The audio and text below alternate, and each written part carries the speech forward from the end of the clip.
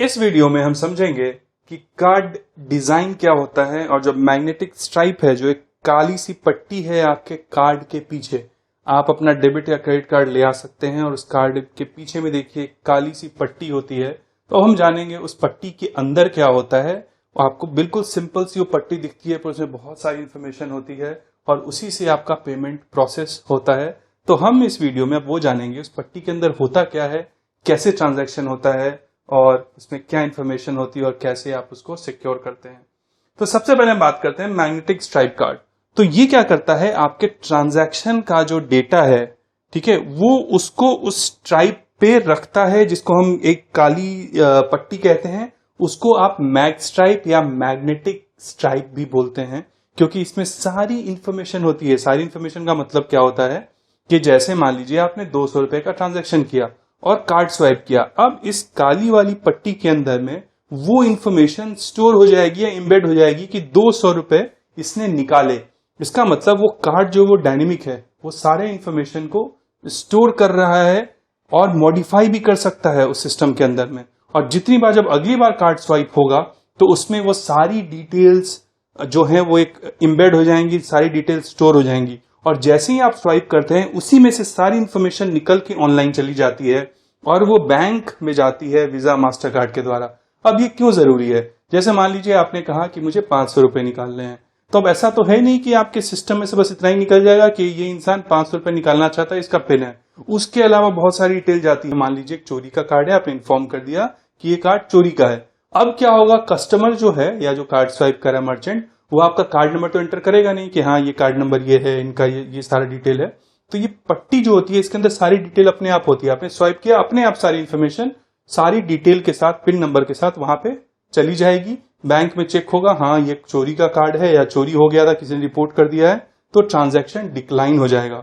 और जैसे ही transaction decline होगा, उस काली पट्टी के अंदर चीजें अपडेट हो जाएंगी कि ये कार्ड जो है वो चोरी का है। अब क्या होगा, अगली बार जब आप कार्ड स्वाइप करेंगे तो चूंकि सिस्टम में ऑलरेडी अपडेटेड है उस पट्टी के अंदर कि चोरी का कार्ड है, वो ट्रांजैक्शन नहीं करेगा। इसीलिए इसको हम मैग्नेटिक फील्ड भी कहते हैं या मैग्नेटिक बैंड कहते हैं, क्योंकि इसमें मैग्नेटिक टेक्नोलॉजी का यूज करके सारी इंफॉर्मेशन इसके अंदर में होती है। इसीलिए इसको शॉर्ट फॉर्म में, जिसको मैग्नेटिक स्ट्राइप बोलते हैं, मैग स्ट्राइप भी बोलते हैं। इसका मतलब अगर आप एक टेक्निकल टर्म में यूज करेंगे तो आप कहेंगे कि इस डेबिट कार्ड या क्रेडिट कार्ड का मैग स्ट्राइप पे सारी डिटेल्स एम्बेडेड है। अब हम जानते हैं कि इस पट्टी के अंदर में क्या क्या इंफॉर्मेशन होती है। तो जब आप इस काली पट्टी को मशीन में, पॉस मशीन जिससे आप कार्ड स्वाइप करते हैं जिसके अंदर में, या फिर एटीएम मशीन के अंदर डालते हैं, वो मशीन जो है वो इस मैग्नेटिक स्ट्राइप या मैग स्ट्राइप के डेटा को रीड करता है। रीड कैसे करेगा? खुद से तो रीड कर नहीं सकता। ये सारी इंफॉर्मेशन जो है मैग्नेटिक स्ट्राइप की जाती है उस पॉस मशीन या एटीएम मशीन के द्वारा बैंक में, और बैंक में वो सारी इंफॉर्मेशन अपडेट होती है कि ये जो स्ट्राइप वाला कार्ड है, जैसा मैंने बताया बहुत सारे चेक्स होते हैं, फ्रॉड तो नहीं है, चोरी तो नहीं है, पैसे हैं कि नहीं अकाउंट में, क्या ये पहले रिपोर्टेड फ्रॉड तो नहीं था, किसी ने चोरी तो बहुत सारी चीजें चेक होती हैं। अब इस कार्ड के अंदर में, इस पतले से कार्ड के अंदर में आप नोटिस कीजिएगा इसकी खूबसूरती, 3 ट्रैक होते हैं, ट्रैक 1, 2 एंड 3। अब आप जानिएगा इन 3 ट्रैक में से ट्रैक 1 और 2 जो है उसमें बहुत ही कम यूज होता है, और जो ट्रैक 3 में होता है वो बेसिकली ट्रैक 3 ज्यादा यूज होता है। और क्या होता है, बहुत सारी इंफॉर्मेशन जो ट्रैक 1 और ट्रैक 2 में है वो ऑलरेडी ट्रैक 3 में भी होती हैं। अब हम समझते हैं कि ये, जैसा मैंने बताया था, याद है आपको, कार्ड का डिजाइन की हमने बात करी थी, कार्ड कितना मोटा होना चाहिए, कार्ड कितना चौड़ा होना चाहिए, वो ISO IEC 7810 के अंतर्गत था।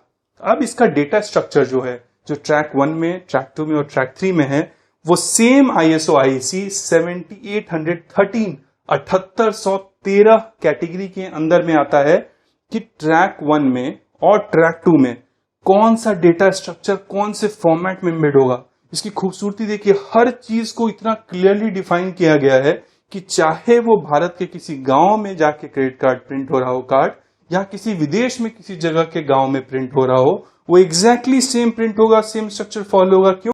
क्योंकि उनको ISO IEC 7813 के अंदर में कंप्लाइंट होना। अगर वो कंप्लाइंट नहीं होंगे तो ये कार्ड चलेगा ही नहीं। अब हम जानते हैं ट्रैक 1 में क्या क्या इंफॉर्मेशन होती है। तो ट्रैक 1 में दोस्तों इंफॉर्मेशन होती है आपका नाम, आपका पैन नंबर। पैन नंबर आप वो हमारा पैन नंबर मत समझिएगा जो हम इनकम टैक्स के लिए फाइल करते हैं। यहाँ पे जो आपका कार्ड नंबर होता है, जो 16 डिजिट का नंबर होता है, उसको हम अकाउंट नंबर या पैन भी कहते हैं, जिसको हम बोलते हैं प्राइमरी अकाउंट नंबर। तो यहाँ जो पैन होता है उसको हम बोलते हैं प्राइमरी अकाउंट नंबर, और जो हम इनकम टैक्स में पैन फाइल करते हैं उसको हम क्या बोलते हैं, उसको हम बोलते हैं परमानेंट अकाउंट नंबर। सो ये प्राइमरी अकाउंट नंबर है जिसको हम टेक्निकल टर्म में, बेसिकली जिसको हम credit card number, debit card number बोलते हैं, उसका टेक्निकल टर्म है या टेक्निकल नाम है पैन, या फिर अकाउंट नंबर भी उसको आप कह सकते हैं, जो 16 डिजिट होता है। तो इस मैग्नेटिक स्ट्राइप में कार्ड होल्डर यानी आपका नाम होगा, आपका क्रेडिट कार्ड का नंबर डिटेल्स होगा, उसका एक्सपायरी डेट होगा कि कार्ड कब एक्सपायर होगा, उसके बाद वो बैंक की आईडी होगी कि ये जो कार्ड है वो किसने इशू किया है। जी हाँ, उस आईडी को बोलते हैं बिन। बिन का मतलब होता है बैंक आइडेंटिफिकेशन नंबर। अब क्या होगा, जैसे आपने कार्ड स्वाइप किया तो कस्टमर जो है या मर्चेंट या जो आप कह सकते हैं जहां कार्ड स्वाइप कर रहा है, वो आपका कार्ड होल्डर का इंफॉर्मेशन मैन्युअली तो टाइप नहीं करेगा, हो सकता है टाइप करने में गलती हो जाए। तो क्या होता है, मैग्नेटिक स्ट्राइप में वो सारी इंफॉर्मेशन है। कस्टमर को क्या करना है, अपना कार्ड डालना है, पिन नंबर डालना है और पेमेंट हो जाएगा।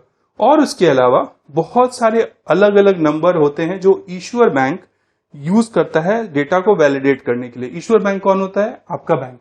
अब मैं आगे चल के आपको बताऊंगा इश्यूअर कौन होता है, एक्वायरर कौन होता है, पर अभी के लिए इश्यूअर बैंक वो बैंक है जिसने आपको वो कार्ड इशू किया है। जैसे अगर आप state bank of India, ICICI bank, HDFC, IDC, किसी भी बैंक के कस्टमर हैं, उन्होंने जो भी आपको डेबिट या क्रेडिट कार्ड दिया है तो आपके लिए वो इश्यूअर है, समझ गए। तो और बहुत सारे नंबर्स होते हैं, जैसे उन्होंने कोई रैंडम नंबर डाल दिया ये चेक करने के लिए कि क्या ऐसा तो नहीं है किसी ने मैग्नेटिक स्ट्राइप कॉपी कर ली है। तो क्या होगा कि आपका कार्ड नंबर तो कोई भी देख सकता है, एक्सपायरी डेट तो कोई भी देख सकता है, कुछ रैंडम 10-12 डिजिट के, कुछ रैंडम 18 डिजिट के, 32 डिजिट के, ऐसे कुछ नंबर डाल देते हैं हर कार्ड के अंदर, ताकि वो ऑथेंटिसिटी चेक होती रहे कि ये चोरी वाला कार्ड नहीं है। अब ट्रैक 2 में क्या इन्फॉर्मेशन होती है, ट्रैक 2 में वो सारी इन्फॉर्मेशन होती है जो हमने ट्रैक 1 में होती है, बस केवल एक चीज नहीं होती है, वो है कार्ड होल्डर का नाम। इसीलिए मैक्सिमम पेमेंट सिस्टम जो है ट्रैक 2 के इन्फॉर्मेशन को लेके पेमेंट करती है, और ट्रैक 1 रेयरली यूज होता है बिकॉज उसमें बहुत सारी डिटेल्स होती हैं, तो उतने की जरूरत होती नहीं है। कार्ड होल्डर का नाम इंपॉर्टेंट नहीं है बिकॉज नाम कभी भी ज्यादा चेक नहीं होता है। जब भी आप पेमेंट करते हैं ऑनलाइन, वो नंबर्स को ही चेक करता है। भले आप अपना डिटेल डालते हैं कि हाँ भाई ये कार्ड मेरा है या इसके नाम पे है, पर जब सिस्टम के अंदर जाता है तो रिजर्व बैंक ऑफ इंडिया कहता है कि नंबर्स ही आइडेंटिफाई कर सकता है सिस्टम, नाम आइडेंटिफाई नहीं कर पाएगा एक सिस्टम। तो वो जनरली क्या होता है, जैसे आपका डेबिट कार्ड नंबर है, पिन नंबर है, सीवीवी है, आपके और सारे डिटेल, जैसे मैंने बताया बैंक जो है वो कुछ रैंडम नंबर्स डालता है, तो इन सब रैंडम नंबर्स को एक जगह से आप कह सकते हैं क्रॉस वैलिडेट करके या सब चीजों को जोड़ के वो देखते हैं कि क्या ये कार्ड जो है चोरी का है कि नहीं, क्या ये कार्ड इसी कस्टमर का है, क्या जो बाकी डिटेल्स हैं वो इसी कस्टमर की हैं कि नहीं। हो सकता है कि जैसे मान लीजिए ट्रैक 2 के अंदर में जैसे जैसे सिक्योरिटी बढ़ रही है, आपका नाम नहीं हो, पर जैसे आप मैंने बताया आपके नाम को टोकनाइज कर सकते हैं वो। जैसे मान लीजिए आपका नाम है ABC, अब आपका नाम अगर ABC है तो हो सकता है मैं उसको टोकनाइज करके 789 कर दूं, ठीक है। अब 789 करके, और टोकनाइजेशन का भी ऐसा 3 डिजिट 6 डिजिट का नहीं होता है, हमेशा 16 नंबर का हो सकता है, 32 नंबर का हो सकता है, कुछ भी ऐसा नंबर हो सकता है जिसको आप इजीली डिटेक्ट ही नहीं कर सकते कि भाई इसको कैसे मैं वापस उस नंबर पे लेके जाऊं। तो हो सकता है वो टोकनाइज करके भी डिटेल्स हो, पर अभी के केस में बस सारी इंफॉर्मेशन होती है और ट्रैक 2 को यूज करके पेमेंट प्रोसेस हो जाता है। तो आपको समझ में आया, वो पतली पट्टी के अंदर में 3 ट्रैक होते हैं, ट्रैक 1, ट्रैक 2 एंड ट्रैक 3। और पेमेंट्स के लिए ट्रैक 2 का यूज किया जाता है क्योंकि अगर मान लीजिए कुछ चीजें मान लो किसी ने ले भी ली, चोरी हो भी गई, तो उसमें कार्ड होल्डर का नाम नहीं आएगा, बाकी सारी डिटेल्स आ जाएंगी। वो एक सिक्योरिटी मेंटेन करते हैं। पर अब मैं आपको बताऊंगा कि वो जो कार्ड की जो पट्टी है उससे ज्यादा सिक्योर्ड एक सिस्टम आया है जिसको हम बोलते हैं चिप सिस्टम। अगर आप देखेंगे आपके कार्ड के ऊपर एक चिप भी लगा हुआ है, राइट, तो मैग्नेटिक स्ट्राइप से ज्यादा सिक्योर्ड होता है। तो मैं उसके बारे में बात करूंगा कुछ देर बाद। आइए अब हम देखते हैं कार्ड का डिजाइन क्या होता है और किस तरीके से दिखता है। ये देखिए, अगर आप अपने कार्ड को पीछे पलटेंगे तो इस तरीके का दिखेगा।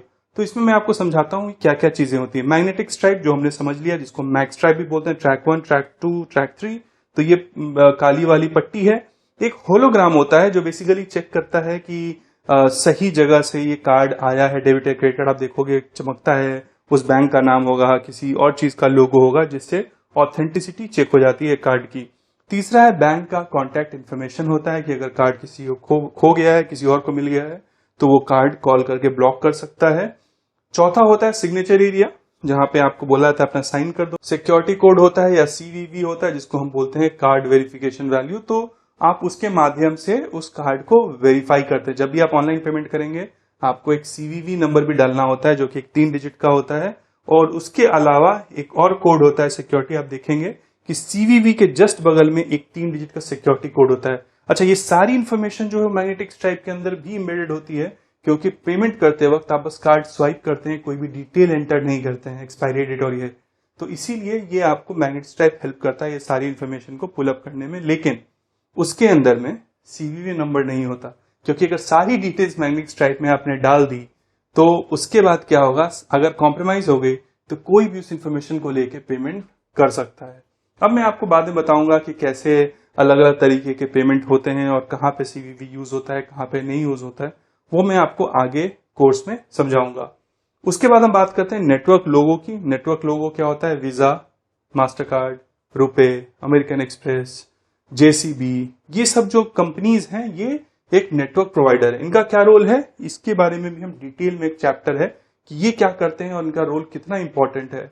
बस पेमेंट स्विच करने के बियॉन्ड भी ये बहुत सारा काम करते हैं पेमेंट सिस्टम में, और इसीलिए इनकी बहुत मान्यता है और लोग इसको काफी वैल्यू करते हैं, और यही इनका वैल्यू एडिशन होता है सिस्टम के बीच में। नहीं तो बहुत लोग आप देखोगे, पूछेंगे जिनको सिस्टम नहीं पता है, अरे वीजा मास्टर कार्ड क्या करता है, ऐसे स्वाइप करो पेमेंट इधर से उधर भेज देता है।